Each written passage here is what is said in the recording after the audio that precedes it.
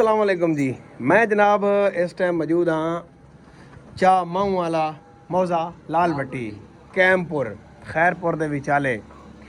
इत्थे मैं आया हुआ था जनाब एक शादी ते ये मेरा मासी का पुत्र है असगर भाई ते ये लाइफ स्टॉक असिस्टेंट डिप्लोमा की थी वतन बताते खुद आप डॉक्टर हैं पर इस फील्ड नहीं शुरू की थी। इस फील्ड शुरू की थी जनाब सिर्फ आधे बकरे पालदा है बंदा।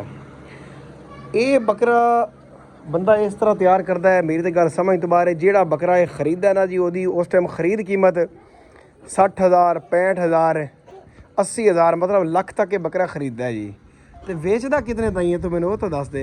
1.5 लाख तैयार करते। अच्छा यानी कि 70-80,000 वाला 60,000 वाला बकरा खरीदना तो 1.5 लाख की रेंज जासी तो मुड़ सेल करना। कितने बकरे पाए ने सरी? 38 लाख टोटल 38 सारे के सारे सेल हो गए। ये मुड़ तू हुण अगली कुर्बानी से खरीदे एक बच्चा ही पे वो खीर रह गया वो बात अगले साल है इंशाल्लाह तकरीबन साडा आइडिया है भाई 2 ਦੇ ਨੇੜੇ जाती है। अच्छा ये तैयार होना है एक खीर रह गया।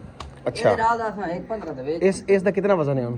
ਇਹਦਾ ਹੁਣ ਤਕਰੀਬਨ ਹੋਤੀ 60 ਕਿਲੋ 55 ਤੋਂ 60 ਕਿਲੋ ਇਸ ਤਰ੍ਹਾਂ लाइव वेट जेड़ा है। लाइव अच्छा असल गणी ਦਾ ਲਾਈਵ ਵੇਟ ਹੈ ਨਾ जिंदा वजन ठीक है। कितने का लेते हैं तो यो लेते हैं? ये 29,000 तो 500 ਦਾ ਆਇਆ ਤੇ ਇੱਥੇ ਪਹੁੰਚ ਜਾਏ 30 ਪੂਰੇ 30 पहुंच। महीना हो गया बच्चा आया बिल्कुल।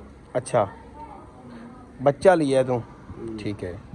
तो एक कालिया 35 ਦਾ ਆਇਆ ਇਹਨੂੰ ਮਹੀਨਾ ਡੇਢ ਹੋ ਗਿਆ। महीना 1.5 हो गया। मैं पक्के थले खलोना मेरी जेब ਥੱਲੇ ਆ ਜਾ पक्का ला छड़ा इथे तो है। पक्के 2 ਲੱਗੇ ਨੇ ਇੱਕ ਤਾਂ ਪਰ ਨਿਕਲ ਗਿਆ ਤੇ ਹੁਣ ਇਹ ਲੱਗੋ ਹੈ। अच्छा ਤੇ ਕੀ ਫੀਡ ਕੇ ਚਲਦੀ ਹੈ ਇਹਨਾਂ ਨੂੰ? ਇਹਨਾਂ ਨੂੰ ਡਕਰਾ ਚੱਲਦਾ ਹੈ ਗੰਦਮ ਚੱਲਦਾ ਹੈ ਤੇ ਛਿਲਕਾ ਚੱਲਦਾ ਹੈ। ਡਕਰਾ ਕਿਹੜਾ? ਛੋਲੇ ਦਾ ਛੋਲੇ ਦਾ ਡਕਰਾ ਚੱਲਦਾ ਹੈ।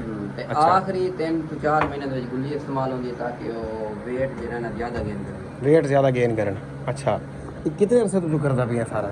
ਇਹ ਤਕਰੀਬਨ ਹੋ ਗਏ 6-7 ਸਾਲ ਦੀ ਕਰ ਰਹੇ ਹਾਂ। 6-7 साल ਤੋਂ ਜਿਹੜੇ ਬਿਗਿਨਰ ਹਨ ਯਾਨੀ ਕਿ ਜਿਹੜੇ ਬੰਦਾ ਸ਼ੁਰੂ ਕਰਨਾ ਚਾਹੁੰਦੇ ਨੇ ਇੱਕ ਕਾਰੋਬਾਰ ਉਹਨਾਂ ਵਾਸਤੇ ਕੀ ਮਸ਼ਵਰਾ ਹੈ? ਉਹਨਾਂ ਸੇ ਇਹੋ ਮਸ਼ਵਰਾ ਹੈ ਕਿ ਪਹਿਲੇ ਸਾਲ ਨਾ ਉਹ 3 ਤੋਂ 5 ਬੱਕਰੇ ਰੱਖੇ ਨੇ। 3 ਤੋਂ 5 ਬੱਕਰੇ। ਉਹਨਾਂ ਬੱਕਰਾਂ ਦਾ ਤੇ ਤਜਰਬਾ ਕਰਨ ਹਾਂ ਤੇ ਉਹ ਇਨਫੋਰਮੇਸ਼ਨ ਪਹਿਲੇ 2 ਸਾਲ ਨੇ ਇਕੱਠੀ ਕਰਨੀ ਟੋਟਲ। अच्छा ਉਸ ਤੋਂ ਬਾਅਦ ਯਾਦ ਹੈ ਨਾ ਉਹ ਯਾਨੀ ਕਿ ਅੱਗਾ ਚੱਲਣ। अच्छा ਜਿਹੜੀ ਫੀਡ ਪਾਉਂਦੇ ਪਏ ਨੇ ਤੁਸੀਂ ਖੁਦ ਖਰੀਦਦੇ ਨੇ ਆਪਦਾ ਸੁੱਕਾ ਮਾਲ ਰਾਸ਼ਨ? खुद ਕਿਹੜੀ ਕਿਹੜੀ ਚੀਜ਼ ਯਾਨੀ ਜਿਹੜੀ ਚੀਜ਼ ਪਾਵਣੀ? छिलका है ये भी आप फैक्ट्री तो खरीदते हैं अच्छा ते डकरा जेड़ा है वो भी फैक्ट्री है ते बाकी जेड़ा गंदा में वो अपने को रहते कणक आदि बाकी मक्की शक्की छिलका? मक्की शक्की इस्तेमाल नहीं होती है मक्की नहीं सिर्फ छिलका ते डकरा छोले का डकरा छोले का डकरा तो छिलका किहड़ी चीज़ का इस्तेमाल करना है? छिलका ये छोले का जेड़ी ऊपरी छेल होती है ਛਿੱਲ। वो छिलका था ਉਹਨੂੰ ਛਿਲਕਾ ਸੱਦੇ ਨੇ। ਉਹ ਕੀ ਰੇਟ ਲੱਭਦਾ ਹੈ ਤੇ ਕਿੱਥੋਂ ਲੱਭਦਾ ਹੈ? वो हुण जेड़ा डकरा असा चवाया थे वो 7400 सानू पहुंच जाए थे 40 किलो मण ते 5200 रुपए सानू मिला है छिलका 35 किलो का। अच्छा पर एनिमल तेरी कितनी कास्ट आ जाती है? तकरीबन 25 ਤੋਂ 30 हज़ार पर एनिमल फी जानवर का खर्चा 25 ਤੋਂ 30 हज़ार रुपया है। एक करके 60,000 वाले बकरे थे फिर तू 1.5 का सेल करना है। तकरीबन एवरेज है ना प्रॉफिट है भैया। अच्छा 50,000 ते जानवर कितों खरीदना है टोर फिर ते?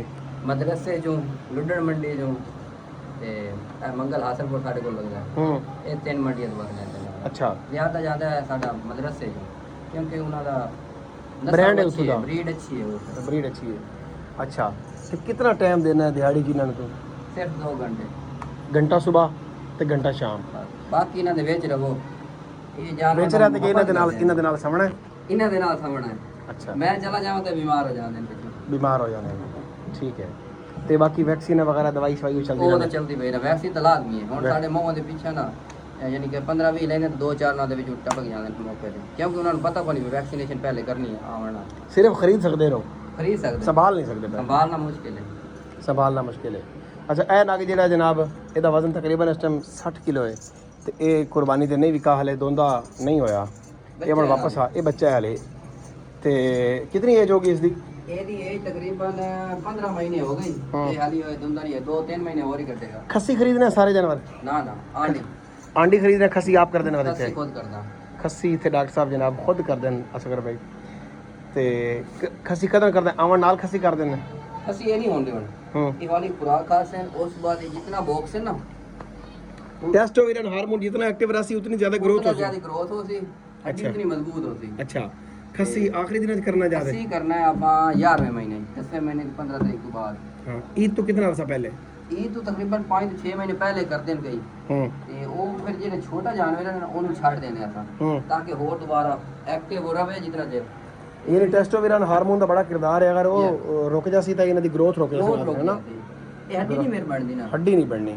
ਹੱਡੀ ਲੋਕ ਬੜੀ ਕਾਹਲ ਕਰਦੇ ਨੇ ਵੀ 5 ਮਹੀਨਾ ਦਾ ਹੁੰਦਾ ਨਾ ਨਾ ਨਾ ਨਾ ਉਹ ਆਦਨਾ ਪਤਾ ਕਿ ਢਿੱਡੀ ਕੱਢ ਲਈ ਸਨ ਹੂੰ ਇਹ ਹੁਣ ਛੋਟਾ ਜਾਨਵਰ ਹੈ ਨਾ ਪੁੱਠਾ ਨਹੀਂ ਬਣਦਾ, ਪੁੱਠਾ ਨਹੀਂ ਬਣਨਾ। ਇਹ ਚੀਜ਼ ਜਿਹੜੀ ਹੈ ਤਿਆਰ ਨਹੀਂ ਹੋਣੀ ਚਾਹੀਦੀ ਹੈ, ਇਹ ਚੀਜ਼ ਨਹੀਂ ਤਿਆਰ ਇਹ ਹੁਣ ਇਹ ਮਹੀਨਾ ਪਹਿਲੋਂ ਨਾ ਮੰਨਦੇ ਭਾਈ ਇਸ ਤਰ੍ਹਾਂ ਦੇ ਬਿਲਕੁਲ ਹਲਕਾ ਅੱਛਾ ਇਹ ਸਿਰਫ ਭੋਕਣੇ ਇਹ ਹੁਣ ਬੱਕਰਾ 5000 ਦਾ ਥਲੀ ਦੀ ਅੱਜ ਬੱਚਾ ਹੈ ਅੱਛਾ ਇਹਨੂੰ ਯਾਦ ਦੂਸਰੇ ਮਹੀਨੇ ਮੈਂ ਖੱਸੀ ਕਰਨਾ ਹੈ दूसरे महीने ਐਂਡ जाते ਤੇ ਜਾ ਰਹੇ सही है, यानी ईद तो 2 महीने पहले करना है। ਤਾਂ ਕਿ 15 ਦਿਨ ਤੋਂ ਬਾਅਦ ਨਾ ਯਾਨੀ ਕਿ ਉਹ ਐਕਟਿਵ ਹੋ ਜਾਵੇ ਤੇ 2 ਮਹੀਨੇ ਉਹਨੂੰ ਅੱਛਾ ਗੁੱਲੀ ਲੱਗੇ ਦੋਸਤੋ ਤੁਸੀਂ ਸੁਣ ਲਈਆਂ ਗੱਲਾਂ ਅਸਗਰ ਭਾਈ ਦੀਆਂ, ਇਹ ਤਕਰੀਬਨ 5-7 ਸਾਲ ਤੋਂ ਕਰਦੇ ਪਏ ਨੇ ਇਹੋ ਕੰਮ ਬੱਕਰਾਂ ਦਾ ਜਨਾਬ।